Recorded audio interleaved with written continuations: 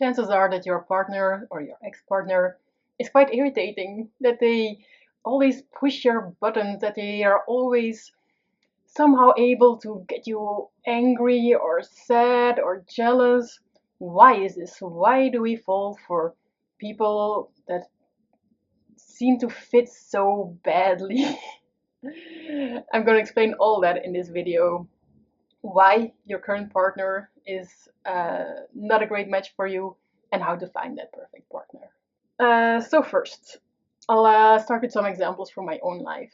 I used to have partners, not all of them, but quite a lot, that had kind of anger issues, that got angry very easily. They were not abusive or anything, but just, yeah, something didn't work the way they wanted and anger outburst. And this was very a bad match for me because I cannot handle anger at all. I get scared and small and oh no, someone's angry. So it was so irritating to always be the victim of these anger outbursts. And another example is I always used to have this problem of opening up and then saying what I truly think and feel. So I always had this feeling of my partner doesn't get me. I so longed for someone that just got me, that just knew what I was feeling and then knew the words that I could not say. And why is it then that I always fell for these partners that had exactly the things that irritated me and that didn't fit me at all? And you would think that after a while you know that you are not supposed to choose these partners but are supposed to choose someone else. There are tons of examples like this, like women that get physically abused by all of their partners. I mean, how is it possible that after physical abuse you fall for another one that does exactly the same thing? Or you always have jealous partners. I mean, it's not rare at all. It's the opposite. It's normal to always fall for the same partner over and over again. And why is this? Well, there's actually a very good reason. It's because there is something inside of you that wants to be resolved. And subconsciously, you're looking for a partner that can help you resolve the issue that you have. Let me explain with an example. So I had this problem with anger. I used to be so afraid of people being angry. And this is something inside of me that needs to be resolved because not everyone gets so afraid of anger. It's not a normal thing. It's not a regulated nervous system that gets afraid when someone is angry at something which is nothing to do with you. So my subconscious wanted to resolve this anger issue that I had. And how do you do that? By falling for a partner that is angry, because that gives you so much opportunity to work on your issue. But of course, if you don't know that, if you think the problem is only with your partner, which is true, of course, I mean, it's not an excuse for being for having anger issues. But if you say this partner is bad for me, on to the next one, nothing is resolved, and you go over and over in the same issues again. So what you need to do if you have a partner that irritates you is use this irritation to work on your own issues. I used my partner, which triggered me over and over again in this sphere of anger, to work on my fear. And it's perfect because subconsciously you have actually chosen the perfect partner for you at this moment to help you work on the issues that you have. Not necessarily the partner forever, but at least the partner for now. As long, of course, if they're not abusive physically or emotionally. If someone is abusive, then you leave them and there is no question. And if they are just irritating, if they are triggering you, then there is a reason for this. It's because there are things that need to be resolved inside of you. And only when these issues are no longer there can you find that true perfect match for you.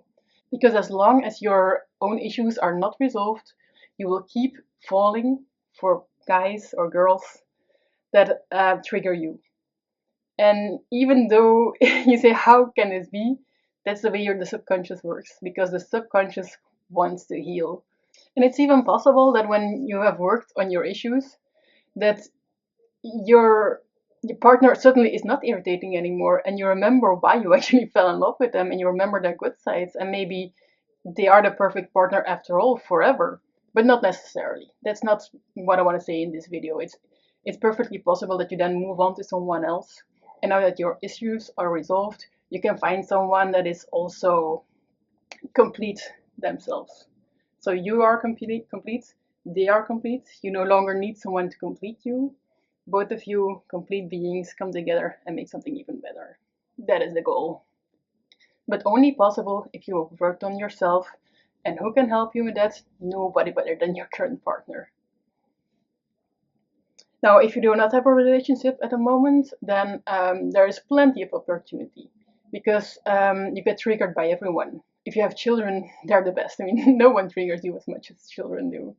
Or your friends, or your boss, your coworkers.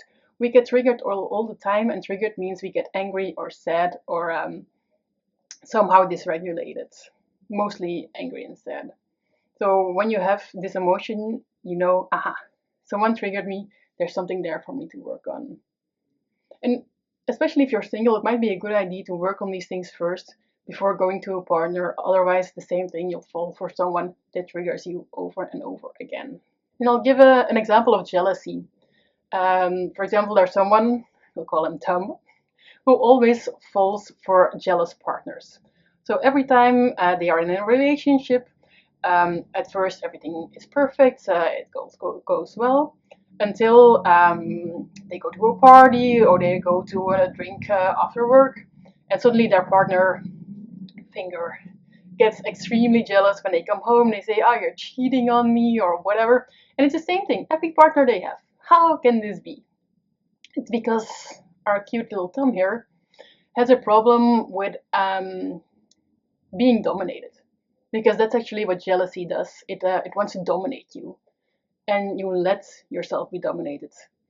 If Tom would be in his or her own strength, they would not let Finger dominate them, and Finger would not even be attracted to Tom then. So what Tom needs to learn is to put up boundaries, to yeah, not be so soft is the wrong word, but not be a doormat, not taking all the shit from others, not being dominated. That's what Tom needs to learn from this relationship. And then there's Finger, the one that is jealous. Jealousy is insecurity. It's thinking I'm not good enough to have Tom. Tom is so beautiful, and look at me. Of course, when he or she goes out, they're gonna cheat on me because yeah, who am I? So Finger needs to work on self-esteem, on self-love. That is what Finger needs to learn from this relationship, because Finger is triggered by Tom when they go away or when they get a message. Fear is being triggered all the time. So you see, it's not Tom's fault, it's not Finger's fault. It's a beautiful opportunity for both of them to work on their issues. And that is one of the main reasons we have relationships, to improve ourselves. Not so that the other one can be perfect, that they can complete us, because this does not exist. We are all pretty messed up humans that can use each other to evolve, to become happier. So bottom line is, whether you're in a relationship right now or not, use the people that are in your life that irritate you to work on your own triggers, to work on yourself. And I'll make more videos of how exactly you do this, because being aware of the trigger is one very important first step, but then there are things you can do to get regulated. That's for later video. So that's for later videos. I hope this was helpful. Let me know in the comments if you what your thoughts are on this, or if you tried something out, if you have any experiences. Give me a like if the video was useful to you, and I'll see you next time.